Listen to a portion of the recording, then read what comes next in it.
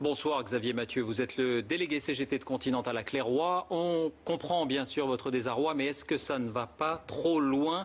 Est-ce que vous regrettez ces violences? Vous plaisantez, j'espère. Je vous pose la question. Rien, ça va...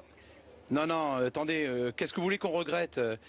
Quoi, quelques carreaux cassés, quelques ordinateurs? À côté des milliers de vies brisées, ça représente quoi? Faut arrêter, là, faut arrêter. Pour vous, la fin justifie les moyens? Attendez, mais la fin, on est à 28 jours de la fin, monsieur.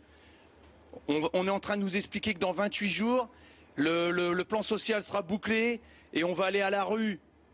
Oui, je ne regrette rien, personne ne regrette rien ici, parce que vous n'avez pas vu des casseurs, vous avez vu des gens en colère, des gens déterminés. Poubelles en flammes, abribus saccagés, feux de circulation renversés sur le pavé.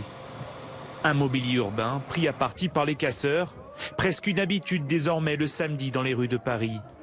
Dans divers quartiers de la capitale, une dizaine de véhicules a été incendiés. Même une voiture Vigipirate au pied de la Tour Eiffel.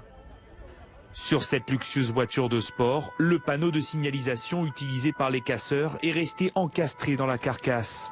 Parmi les vitrines prises pour cible, des banques et des compagnies d'assurance du côté de la rue de Rennes. Que certains prennent pour prétexte de parler au nom du peuple. Mais lequel? D'où? Comment? Et n'étant en fait que les porte-voix d'une foule haineuse, s'en prennent aux élus, aux forces de l'ordre, aux journalistes, aux juifs, aux étrangers, aux homosexuels. C'est tout simplement la négation de la France.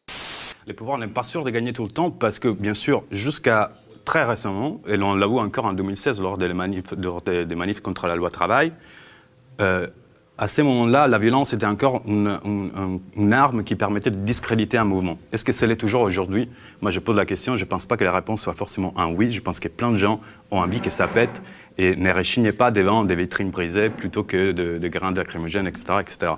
Je pense qu'il faudrait qu'on réfléchisse aussi en tant que journaliste. Est-ce que c'est la violence? Est-ce que c'est la violence dans une manifestation? Est-ce que c'est une vitrine brisée? Est-ce que c'est vraiment de la violence? Il faudrait qu'on se pose ces questions parce que je pense que les gens qui sont dans la rue aujourd'hui ont déjà des réponses que nous, en tant que journalistes, souvent, nous n'apportons plus.